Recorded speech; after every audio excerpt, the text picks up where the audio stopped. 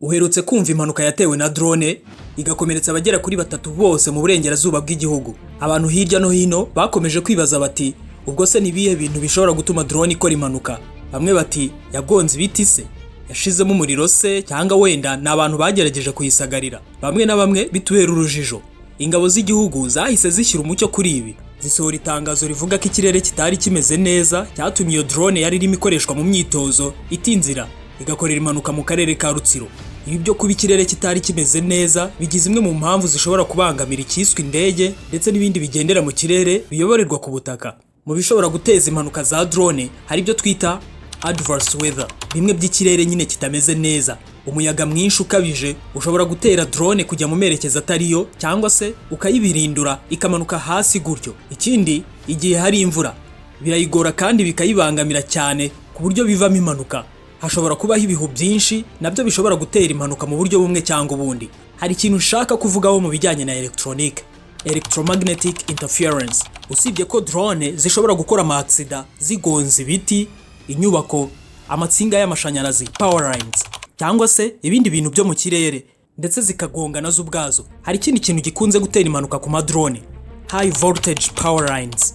Aya matsinga y'amashanyarazi atwara amavolte menshi, iminara, cell towers, cyangwa se ibindi bikoresho bya electronique cyane cyane byohereza amasinyari mu kirere bishobora kubangamira GPS ya drone ndetse n'icyiswe RC ndetse na telemetry signals.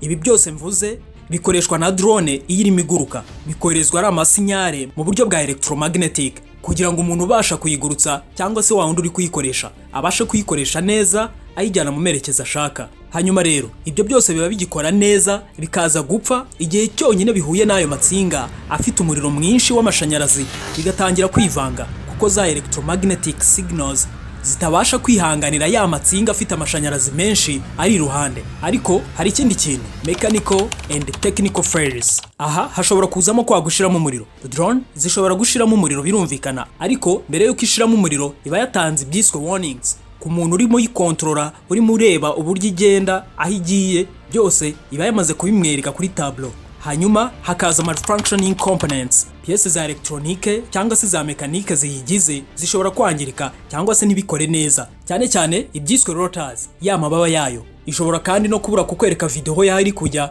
ukabura control yayo, ari byo byiswe video loss. Ni ibintu byinshi mu by'ukuri bishobora guteza impanuka za drone, na cyane ko izo drone zose ziba ziri mu moko atandukanye. Ariko mu kwirinda impanuka za drone hagomba kuzamo n'ubuhanga bwa pilot. Umuntu yikontrola niwe umenya ngo imuhaye warning agahita amenya icyo gukora, agahita bikemura vuba, igahita isubira mu mwanya wayo. Reka tuve ku bya drone. Nabibutsaga ko ibijyanye n'amasomo ya technique ari by'ibi bya electronique, amashanyarazi ndetse n'ibindi byose tubitangamo amasomo kandi tukabihuguramo abantu mu gihe gito hano muri Tech Site.